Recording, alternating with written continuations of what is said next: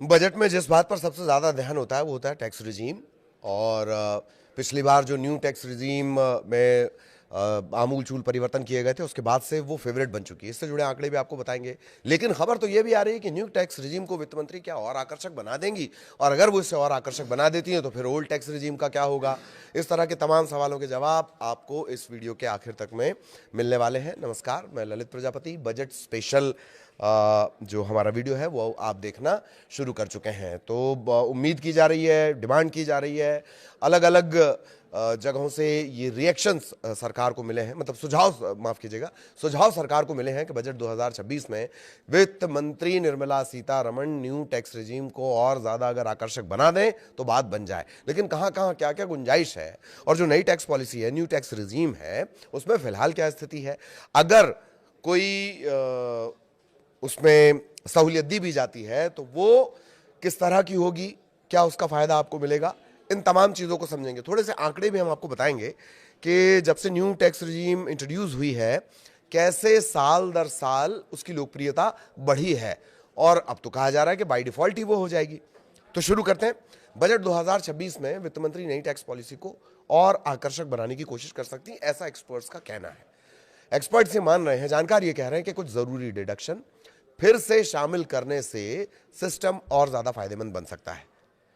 कुछ और डिडक्शन मतलब जो ओल्ड टैक्स रिजीम है, पुरानी टैक्स भरने का जो तरीका है, उसके कुछ अच्छे पॉइंट्स जो हैं, उसके जो अच्छे की फैक्टर हैं, उनको न्यू टैक्स रिजीम में शामिल कर लिया जाए। अगर आपकी टैक्स रिटर्न भरने की जो जटिल प्रक्रिया है वो इतनी आसान हो जाए कि आप हर साल सिर्फ क्लिक करके पैसा बचा सके तो मजा ही आ जाएगा। बजट 2026 में सरकार दरअसल यही कुछ कोशिश कर रही है। वित्त मंत्री निर्मला सीतारमण नई tax regime, new tax regime को आकर्षक बनाने की तैयारी में है, ताकि जो नौकरी पेशा हैं, जो टैक्स पेयर हैं, या सीनियर सिटीजन हैं, वरिष्ठ नागरिक हैं, तमाम तरह के जो टैक्स पेयर्स हैं वो इसे पसंद करें। नई टैक्स रिजीम अब सिर्फ सुविधा ही नहीं बल्कि कई लोगों के लिए पसंदीदा ऑप्शन भी बन चुकी है। पिछले साल के बजट में टैक्स स्लैब बढ़ाए गए थे और जो रियायतें मिली, जिससे ये आसान और फायदेमंद दिखने लगी है। अब सवाल यही है कि अगले बजट में इसे और कैसे बेहतर किया जाए। फिलहाल जो नई टैक्स स्कीम है उसमें कोई ज़रूरी डिडक्शन नहीं है। एक्सपर्ट्स के मुताबिक नई टैक्स रिजीम में सबसे बड़ी कमी यह है कि पुराने टैक्स रिजीम में मौजूद कुछ ज़रूरी डिडक्शन उसमें नहीं है। अभी क्या मिलता है? अभी सिर्फ एक मिलता है स्टैंडर्ड डिडक्शन।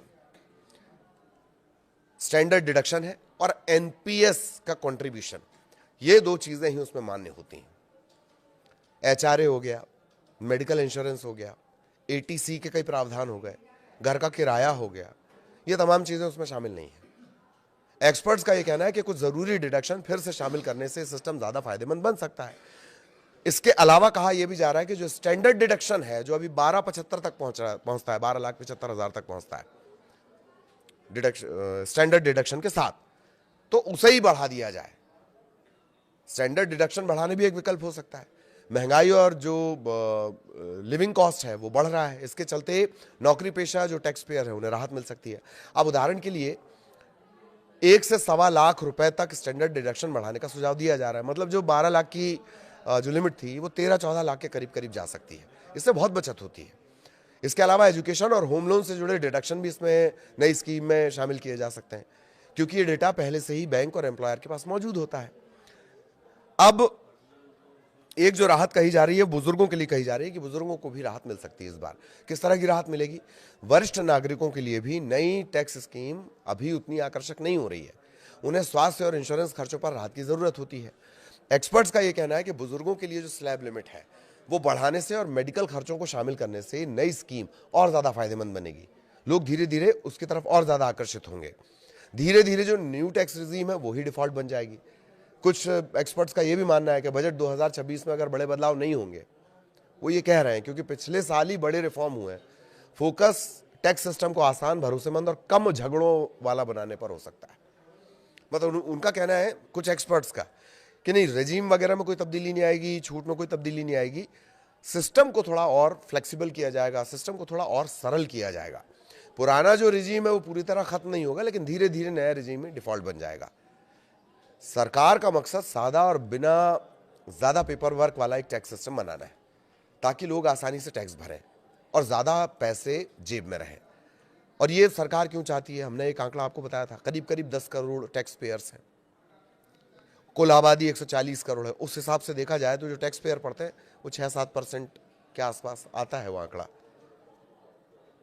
ये जो 6-7%, अच्छा अमेरिका का सिस्टम आप देख लीजिए, वहां की कुल आबादी का 60% टैक्स पे करता है।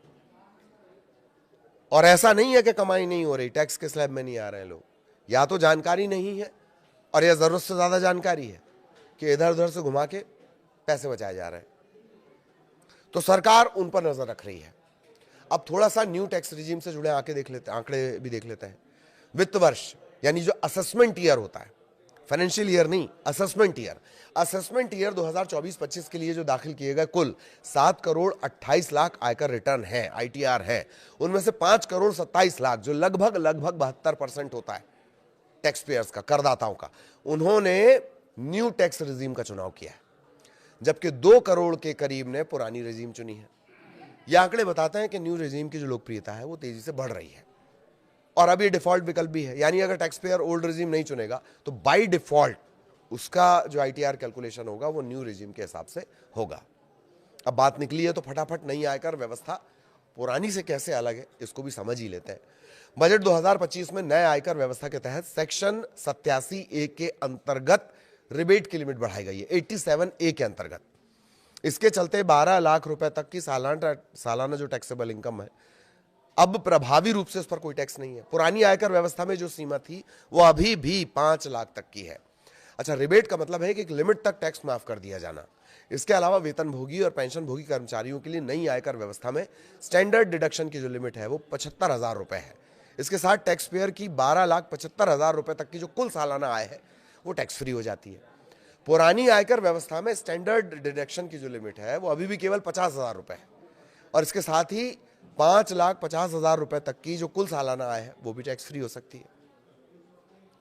ये हमने एक मोटा मोटी कंपैरिजन भी कर लिया पुराने और उसमें। अब ये उम्मीद की जा रही है कि जो न्यू टैक्स रिजीम है उसमें क्या क्या बड़ी उम्मीद की जा रही है वित्त मंत्री जी से, कि भाई उसमें थोड़े से डिडक्शन, और जो पुरानी जैसे पुरानी टैक्स रिजीम है, ओल्ड टैक्स रिजीम है, उसके जो कुछ बेहतरीन फीचर्स थे, जैसे बच्चों की पढ़ाई का अब कोई नई टैक्स रिजीम में नहीं मिलता है बेनिफिट, होम लोन का कोई बेनिफिट नहीं मिलता है, एटीसी के अंदर का जो डिडक्शन आते हैं उसका कोई फायदा नहीं मिलता है। फायदा सिर्फ 2 चीज़ों का मिल रहा है कि एक तो रिबेट मिल जा रहा है और दूसरा जो एनपीएस है उसका फायदा मिल रहा है। इंश्योरेंस कई लोगों के लिए बड़ा जरूरी हो जाता है, बुजुर्गों के लिए इंश्योरेंस, मेडिकल के जो खर्चे वो लगातार बढ़ रहे हैं। तो अगर पुरानी जो टैक्स रिजीम है उसके कुछ अच्छे फीचर्स को न्यू टैक्स रिजीम में एड ऑन कर लिया जाए तो जो 72% का आंकड़ा वो और ज्यादा बढ़ेगा। और ऐसा नहीं है कि सिर्फ आंकड़ा बढ़ेगा, नए टैक्स पेयर भी जुड़ेंगे, ये भी जानकारों का कहना है। और यही वजह है कि तमाम उम्मीदें की जा रही हैं। आज हमने टैक्स रिजीम को लेकर चर्चा की, इसी तरीके से एक और टॉपिक को लेकर अगले वीडियो में बजट को लेकर हम बजट और उसके कोई स्पेसिफिक टॉपिक को लेकर हम आपसे बात करेंगे। कैसा आपको लग रहा है, क्या आप और उसमें बेहतर चाहते हैं, इसके लिए आप कमेंट में हमें बता सकते हैं। नमस्कार।